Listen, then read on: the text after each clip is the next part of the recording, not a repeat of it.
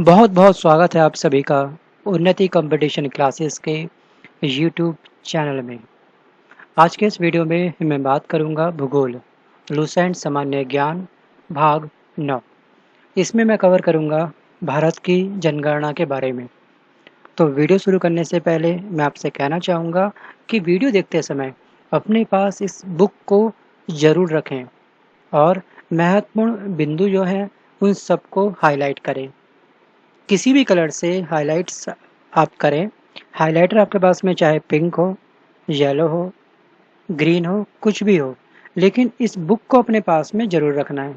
अगर आपके पास ये बुक नहीं है और आप कंपटीशन की तैयारी कर रहे हैं, तो मैं आपसे कहना चाहूँगा कि इस बुक को मार्केट से परचेज़ कर लीजिए या फिर डिस्क्रिप्शंस में मैं इस बुक का आपको लिंक दूँगा, आप वहाँ से भी इसको परचेज़ कर सकते हैं। तो चलिए शुरू करते हैं। भारत की जनगणना 2011। भारतीय संविधान की धारा 246 के अनुसार देश की जनगणना कराने का दायित्व संघ सरकार को सौंपा गया। यह संविधान की 7वीं अनुसूची के क्रम संख्या 69 पर अंकित है। तो अब हम यहाँ पे गौर करते हैं कि यहाँ से क्या क्वेश्चंस बन सकता है, क्या क्वेश्चन हमसे पूछ सकता है। ठीक है, हाईलाइट तो हमने कर दिया बुक में, यहाँ तक तो सही है कहानी हमारी, लेकिन हमको पता रखना है धारा कौन सी है 246 के अनुसार, और कौन सी अनुसूची में आता है 7वीं, क्रम संख्या क्या है 69। 3 क्वेश्चंस आपके कवर हो गए यहाँ से, धारा, क्रम संख्या और अनुसूची का नंबर क्या 7। पढ़ना आपको ऐसे ही है, इसी तरह से आपको अपने आप से बातें करनी है और इन सब फैक्ट को याद करना है। अगला जो पॉइंट है जो हाईलाइट कर रखा है पहले से, वो ये है कि भारत में जनगणना की शुरुआत कब हुई। तो शुरुआत हुई 1872 में। कब हुई 1872 में। उस समय लॉर्ड कौन थे, उस समय लॉर्ड मेयो के कार्यकाल में। किसके कार्यकाल में भारत की जनगणना की शुरुआत हुई, तो लॉर्ड मेयो। कब हुई 1872। आगे बात करते हैं। देखिए, भारत में नियमित जनगणना मतलब कि रेगुलर फ्लो में जो जनगणना हुई, पहले तो बीच में कभी जनगणना हुई, फिर स्किप हुई, नहीं करा कभी नहीं करा, एक तरीके से जो जनगणना स्टार्ट हुई तो वो हुई थी 1881 से। उस समय कौन लॉर्ड थे, उनका नाम क्या था, उनका नाम था रिपन। याद रहेगा, लॉर्ड रिपन के समय में नियमित जनगणना हुई, लेकिन प्रथम जनगणना पूछेगा भारत की तो वो हुई थी लॉर्ड मेयो के कार्यकाल में। तो दोनों के नेम में कंफ्यूजन नहीं करना है। एग्जाम में क्या पूछेगा, नियमित पूछेगा तो लॉर्ड रिपन, रेगुलर पूछेगा तब भी लॉर्ड रिपन, लेकिन फर्स्ट पूछेगा तब आएगा लॉर्ड मेयो।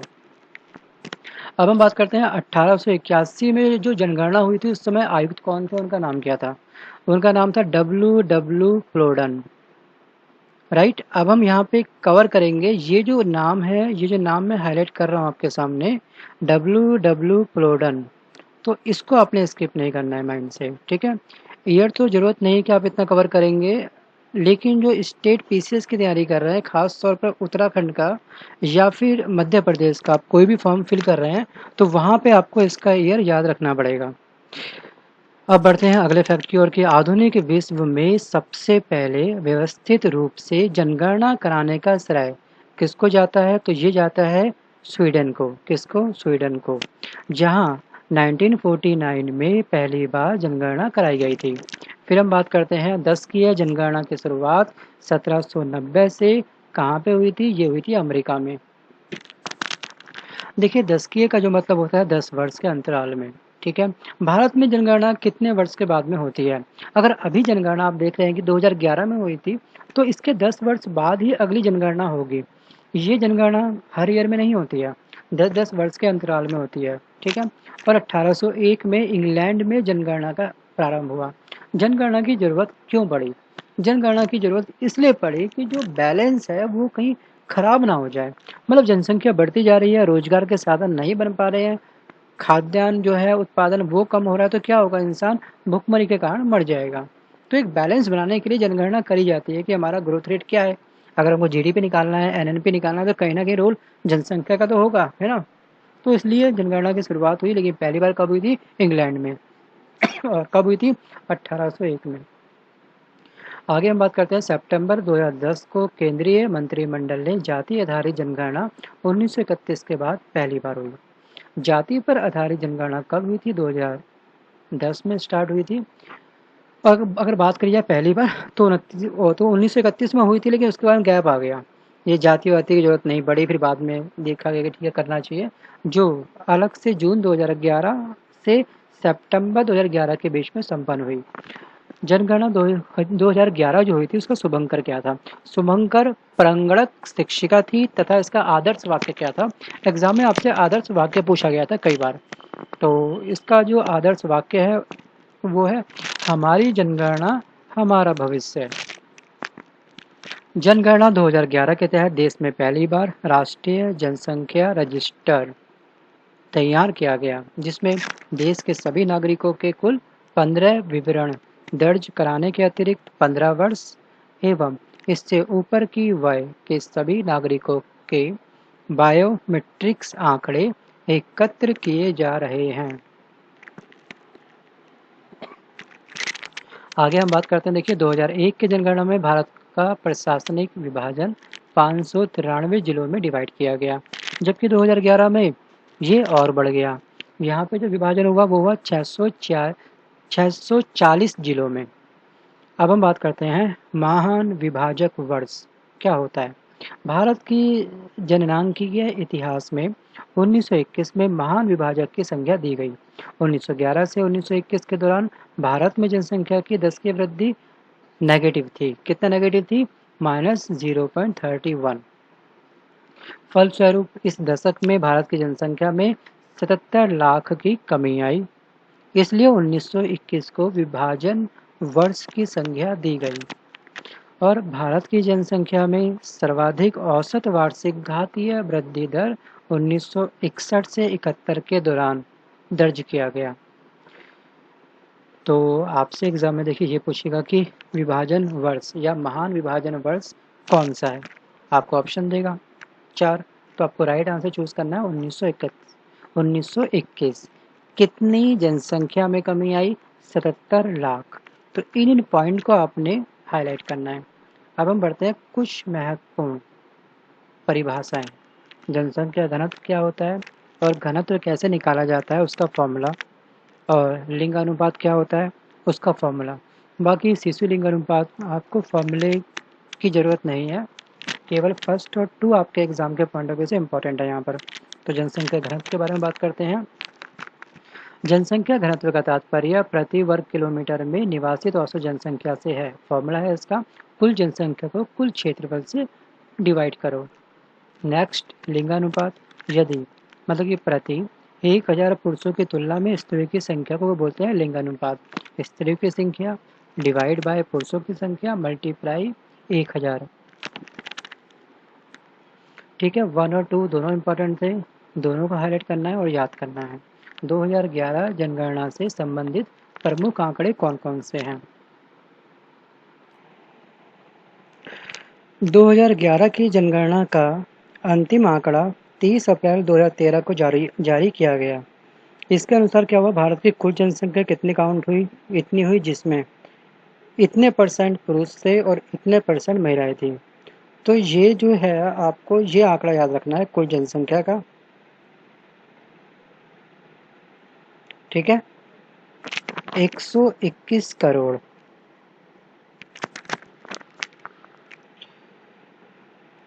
समथिंग आप इतना याद कर सकते हैं। पूरा डिटेल में आपको 121 करोड़ 5,69,573। तो आपको इतना बस लमसम इतना याद रखिए। वैसे कुल जनसंख्या एग्जाम में नहीं पूछी गई है, लेकिन आपको पता होना चाहिए। आगे मैं बात करता हूँ, देखिए 2011 की जनगणना के अनुसार भारत की कुल जनसंख्या विश्व की कुल जनसंख्या कितना था, ये क्वेश्चन पूछा गया है कई बार एग्जाम में। तो ये है आपका 17.5%। और जनसंख्या में वार्षिक वृद्धि दर कितनी हुई थी? इतने से घटकर इतनी हो गई है। और लिंग अनुपात 933 से बढ़कर 943 हो गया। लिंग अनुपात कितना था पहले? 2001 की जनगणना के समय लिंग अनुपात था 933 से बढ़कर कितना हो गया? 943। तो 10 प्लस हुआ है। ठीक है, 10 प्लस 10 वर्ष के बाद में क्या होती है? जनसंख्या होती है। पहले था 933, 2001 में 10 वर्ष बाद मतलब 2011 इसमें 10 ऐड कर दिया, 943 आ गया। ठीक है, ऐसे आप याद कर लीजिए। शिशु लिंग अनुपात 0 से 6 वर्ष 927 से घटकर कितना हुआ? 919। और जनसंख्या में साक्षर लोगों की जो संख्या थी 64.84% से बढ़कर कितनी हो गई 73%। इतने परसेंट क्या है एजुकेटेड हैं। देश में अब तक पूर्ण साक्षर घोषित किया जाने वाला राज्य कौन सा है? तो यह है आपका केरल। केरल में सबसे ज़्यादा पढ़ी लिखी जनसंख्या है। और 2011 में अनुसूचित जातियों में लिंग अनुपात कितना था 1945। तो आप यहाँ याद रखिएगा अनुसूचित जातियों में लिंग अनुपात पूछेगा तो 945, लेकिन पूछेगा सिंपल लिंग अनुपात कितना है तो वो होगा आपका 943। तो यहाँ पे इस पे और इसमें आप कंफ्यूज मत करना अपना आपको, ठीक है? क्योंकि बच्चे जब एग्जाम में बैठते हैं ना थोड़े कंफ्यूज हो जाते हैं यहाँ पर। उनको याद रहेगा ये पूछेगा उससे पहले वाला, बस क्वेश्चन गलत वहीं पे। 2011 में अनुसूचित जनजातियां एसटी का लिंग अनुपात कितना था 990, एसटी 990, अनुसूचित जाति 945। देखिए जनगणना 2011 के अनुसार देश की कुल जनसंख्या में नगरीय जनसंख्या 31.2% है, जबकि ग्रामीण जनसंख्या 68.8% है। उल्लेखनीय है कि 2001 में नगरीय जनसंख्या 27.8% है तथा ग्रामीण जनसंख्या कितनी है 72.2%। राज्यों में सिक्किम की जनसंख्या सबसे कम है। सबसे कम जनसंख्या किसकी है तो वो है आपका सिक्किम। और इसकी जनसंख्या से कम जनसंख्या वाले 4 केंद्र शासित प्रदेश भी हैं। कौन से? राज्यों में तो सिक्किम है, लेकिन केंद्र शासित प्रदेशों में कौन है? अंडमान निकोबार, दादर नगर हवेली, दमन व दीव एवं लक्षद्वीप। यानी सिक्किम पहले नंबर पर सबसे कम है, उसके बाद में अंडमान निकोबार, दादर हवेली, दमन व दीव, लक्षद्वीप। तो आप ये क्रम याद कर लीजिए, ठीक है? ये सही क्रम आपको पता है सिंपल सिक्किम राज्य में आता है, तो ये सही क्रम। अगर राज्य पूछेगा तो सिक्किम, केंद्र शासित प्रदेश पूछेगा तो आपकी स्टार्टिंग यहाँ से हो जाएगी। तो 1 और 2 दोनों इंपॉर्टेंट है, ठीक है? अब हम बात करते हैं फिलहाल जनसंख्या के बारे में। भारत के सर्वाधिक जनसंख्या वाले 5 राज्य कौन कौन से हैं घटते क्रम में? सबसे ज़्यादा जनसंख्या उत्तर प्रदेश की है।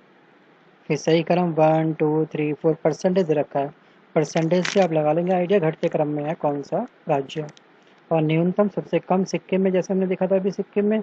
उसके बाद केंद्र शासित प्रदेश, ठीक है? लेकिन यहाँ पे क्या है केंद्र शासित प्रदेश नहीं है। उसके बाद हम बात करते हैं जनसंख्या घनत्व के बारे में। सर्वाधिक जनसंख्या घनत्व वाले 5 राज्य कौन से हैं? बिहार है, पश्चिम बंगाल, केरल, उत्तर प्रदेश और हरियाणा। घनत्व का याद रखिएगा बस केवल, ठीक है? घनत्व बोलेगा तो बिहार। और न्यूनतम जनसंख्या घनत्व वाले 5 राज्य अरुणाचल प्रदेश। लिंगानुपात के बारे में बात करते हैं कि सर्वाधिक लिंगानुपात वाले 5 राज्य घटते क्रम में कौन से हैं? केरल है 1084। और न्यूनतम लिंगानुपात वाले 5 राज्य कौन से हैं? हरियाणा सबसे 1 पे आता है। उसके बाद में आपका आता है जम्मू कश्मीर, सिक्किम, पंजाब और उत्तर प्रदेश।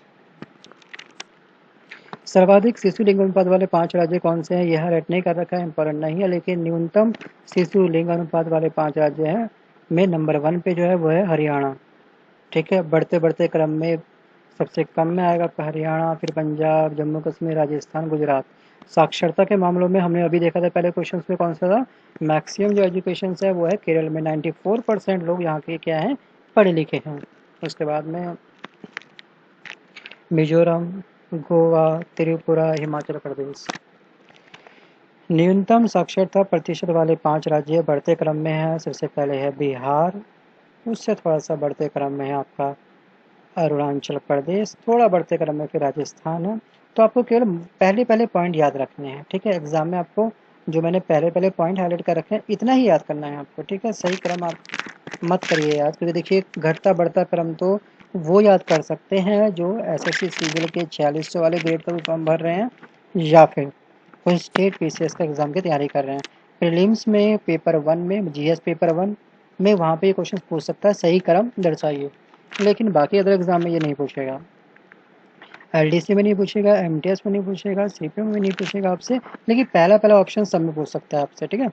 तो आप ये नोट्स बना लीजिएगा साइड में। और न्यूनतम महिला साक्षरता प्रतिशत वाले 5 राज्य में आता है आपका बिहार।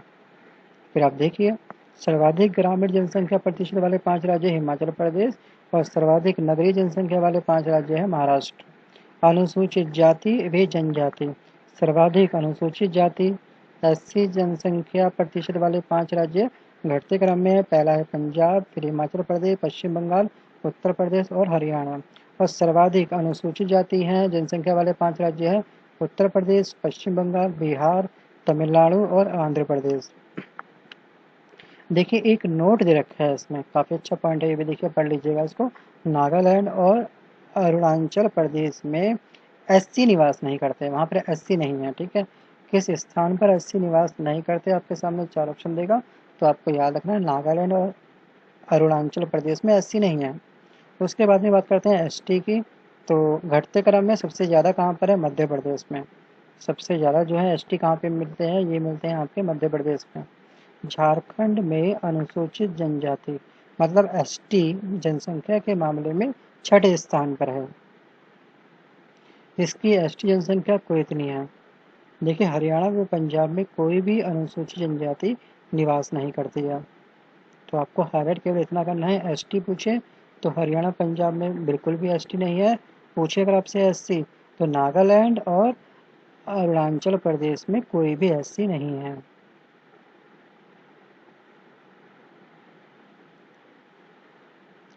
जनगणना 2011 केंद्र शासित प्रदेशों के बारे में हम डिस्कस करेंगे आपसे। तो इसमें हम डिस्कस करेंगे सर्वाधिक जनसंख्या वाला केंद्र शासित प्रदेश कौन सा है, दिल्ली। दूसरा वे तीसरे स्थान पे आता है पांडिचेरी और चंडीगढ़। सर्वाधिक दशकीय वृद्धि वाले केंद्र शासित प्रदेश हैं दादर व नागर हवेली।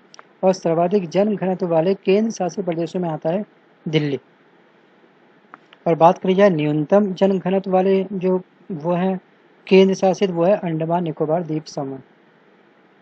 सर्वाधिक लिंगानुपात वाले केंद्र शासित प्रदेश जो है वो है आपका पुदुचेरी। और न्यूनतम लिंगानुपात वाले केंद्र शासित प्रदेश है दमन व द्वीप।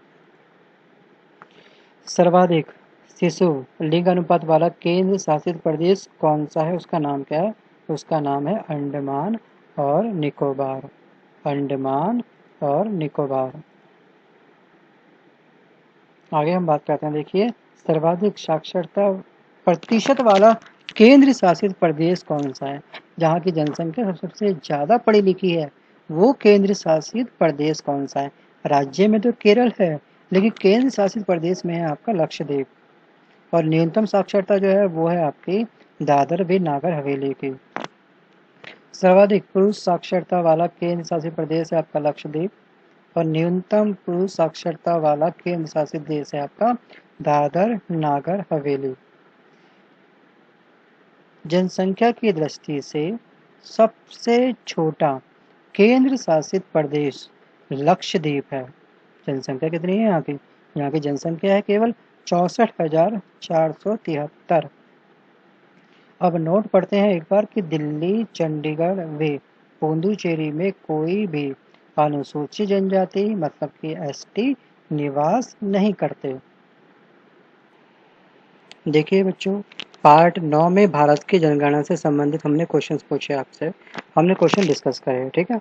अब हम बात करते हैं इसी में थोड़ा आगे बढ़ते हैं क्योंकि टाइम अभी बहुत है।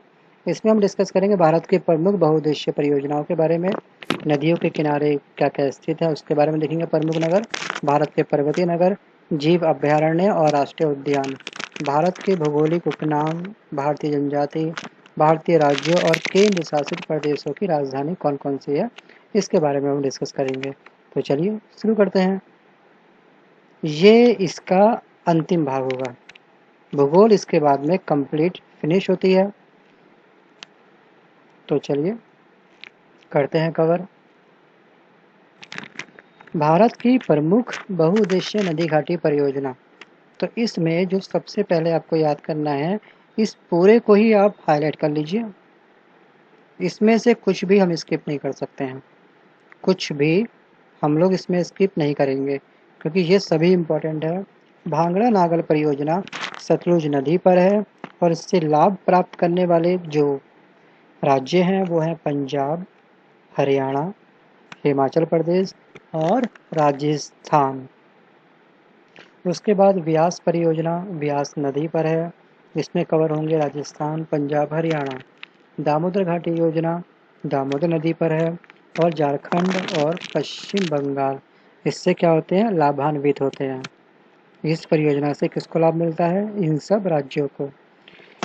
फिर बात करते हैं हीराकुंड बांध परियोजना महानदी पर स्थित है और इससे जो लाभान्वित राज्य है वह है उड़ीसा।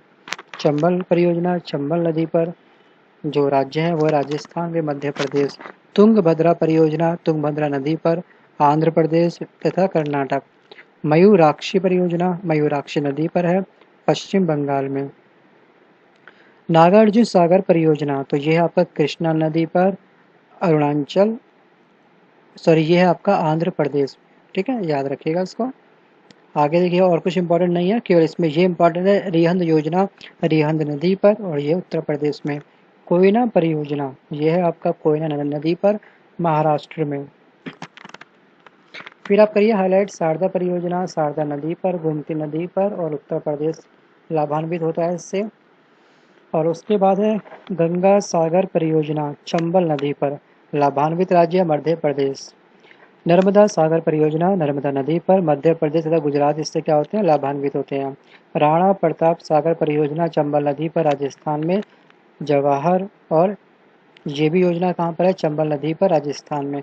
सरहिंद नहर परियोजना सतलुज नदी पर हरियाणा में। और सरदार सरोवर परियोजना नर्मदा नदी पर गुजरात मध्य प्रदेश महाराष्ट्र तथा राजस्थान को इससे क्या होता है लाभ की प्राप्ति होती है। अब हम बात करते हैं नदियों के किनारे बसे हुए प्रमुख नगर। नदियों के किनारे बसे प्रमुख नगर। आगरा कौन सी नदी के किनारे बसा हुआ है तो ये बसा हुआ है यमुना नदी के किनारे।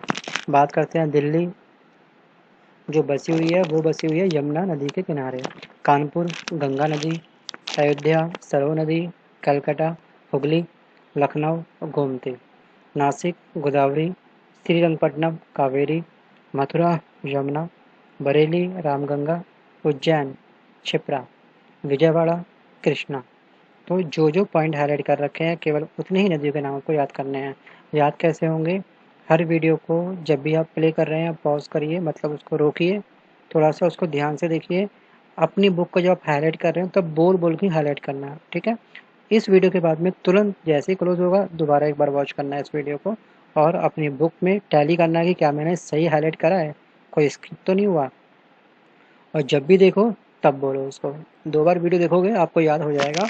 आगे बात करते हैं भारत के पर्वतीय नगर कौन से हैं। गुलमर्ग है आपका जम्मू कश्मीर में। रानीखेत उत्तराखंड में। नैनीताल उत्तराखंड में।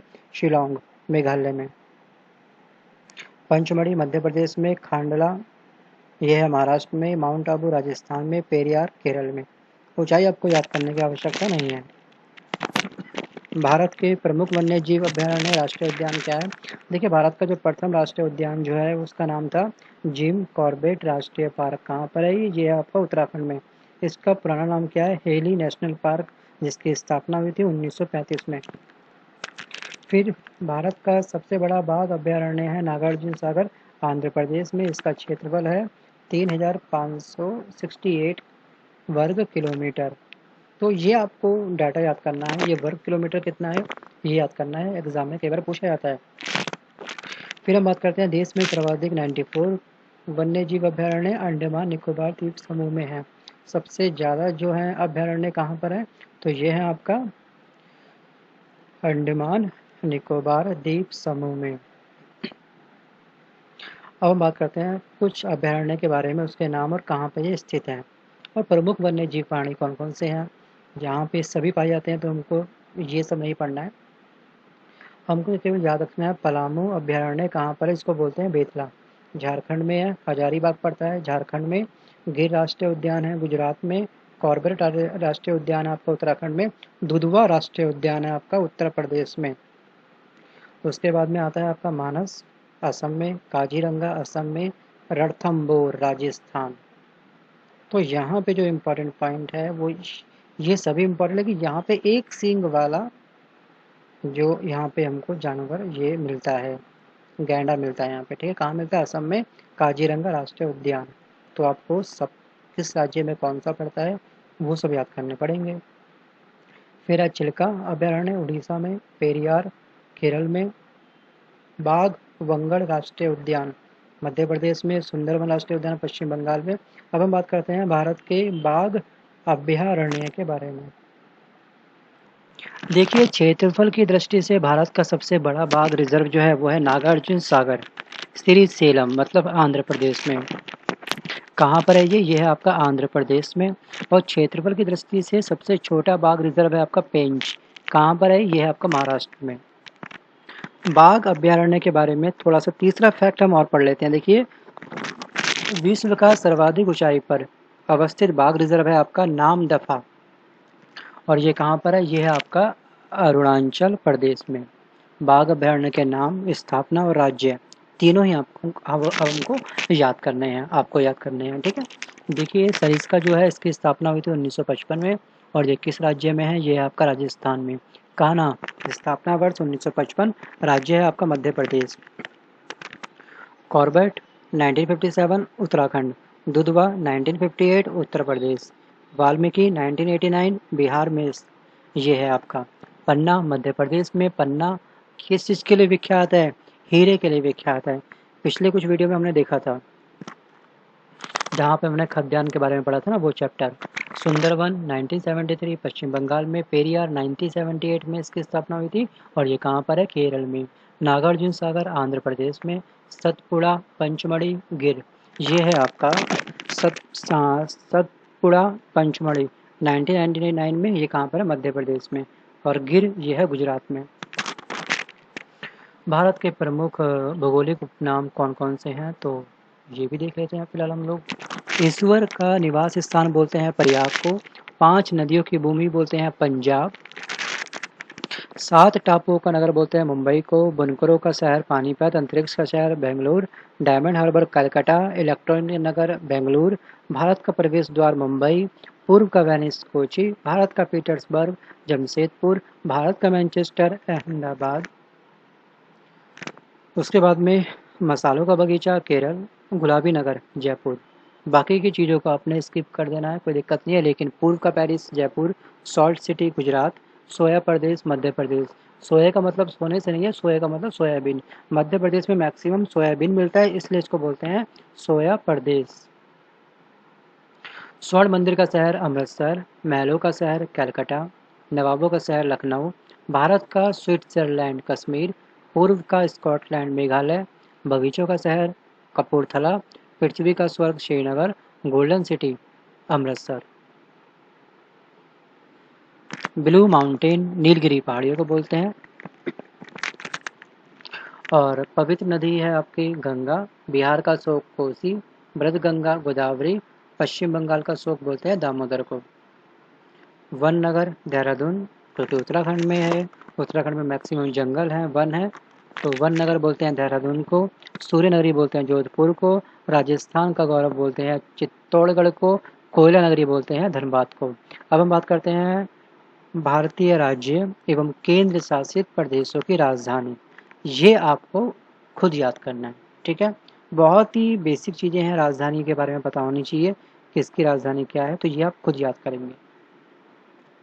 इसमें कुछ भी स्किप नहीं करना है आपने, तो ये सब एज इट इज़ आपको याद करने हैं। भारत की जनजाति के बारे में मैं डिस्कस करूंगा। भारतीय संविधान के अनुच्छेद 366(25) के अनुसार जनजाति से तात्पर्य उन जनजातीय समुदाय के अंशों या समूह से है जो संविधान के अनुच्छेद 342 के तहत अनुसूचित जनजातियों के रूप में माने गए हैं। 2011 की जनगणना के अनुसार जनजातियों की जनसंख्या संपूर्ण भारत की जनसंख्या के 8.6% है। जनसंख्या की दृष्टि से मध्य प्रदेश सबसे अधिक जनजातीय जनसंख्या वाला राज्य है। जनसंख्या में हमने पढ़ा था अभी 2011 जो पहली स्टार्टिंग में जो भी हुआ था वीडियो स्टार्ट, तो वहाँ पे हमने ये सब चीज़ें देख रखी है, वही दोबारा रिपीट हो रही है। वहीं मिजोरम जो है 4% की दृष्टि से बड़ा जनजातीय जनसंख्या वाला राज्य है। संविधान के 89वां संशोधन 2003 के द्वारा एक राष्ट्रीय अनुसूचित जनजाति आयोग की स्थापना की व्यवस्था करी गई थी। और इस आयोग के प्रथम अध्यक्ष कौन थे, US डेबर। ठक्कर बापा को आदिवासियों का मसीहा के उपनाम से जाना जाता है। अब हम बात करते हैं जनजाति कौन सी कहाँ पाई जाती है। जनजाति कौन सी कहाँ पाई जाती है। देखिए, गुजरात में कौन कौन सी जनजाति पाई जाती है वो हमको पता होना चाहिए। भील, बांजरा, कोली, पटेलिया, डाफर, डोडिया। ये जनजाति जो संबंधित हैं वो है गुजरात से। फिर हम बात करते हैं मेघालय की। गारो खासी जयंतियाँ कहाँ पर पाई जाती हैं? ये पाई जाती हैं मेघालय में। उसके बाद हम कवर करते हैं सिक्किम, लेप्चा, असम, राभा और दिमारा जनजाति के नाम है ये, और ये कहाँ पाए जाते हैं? असम में। संथाल, मुंडा, हो और ओराव ये जनजाति पाई जाती हैं झारखंड में। ओंजे, जारवा, जरना अंडमान निकोबार में। जनजाति के कुछ ही नाम आपको याद रखने हैं। देखिए इतनी सारी जनजाति एक्चुअली आप याद नहीं कर पाएंगे, हर एक के नाम डिट्टो आप याद नहीं कर पाएंगे, तो इसलिए केवल और केवल जो मोस्ट टाइम पे है केवल उस पर फोकस करना है आपको। उसके बाद में भारत की सर्वाधिक आद्य जनजाति जो है वो है गोंड है, जो भारत की सर्वाधिक बड़ी जनजाति है। भारत की सबसे बड़ी जनजाति कौन सी है उसका नाम बताइए? उसका नाम है गोंड।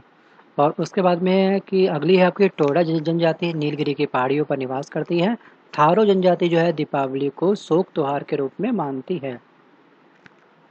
मिथिन त्योहार नागा जनजाति का एक प्रमुख त्योहार है। उसके बाद में संथाली लोग पुजारी को नायक कहते हैं। संथाली जो लोग होते हैं, पुजारी जो होता है उसको बोलते हैं नायक।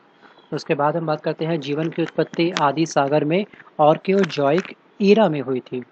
और भारत आने वाले सबसे पहला प्रजातीय समूह जो था वो था निग्रो, और नार्डिक प्रजाति भारत में सबसे अंत में आई।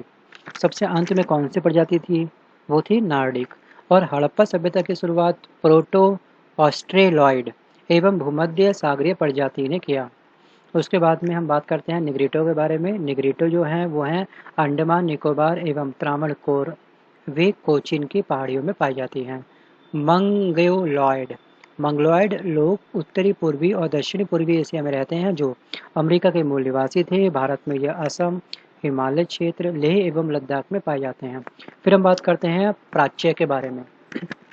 देखिए प्राच्य जो है वह सिंध, पंजाब, राजस्थान, गुजरात एवं महाराष्ट्र आदि के लोग।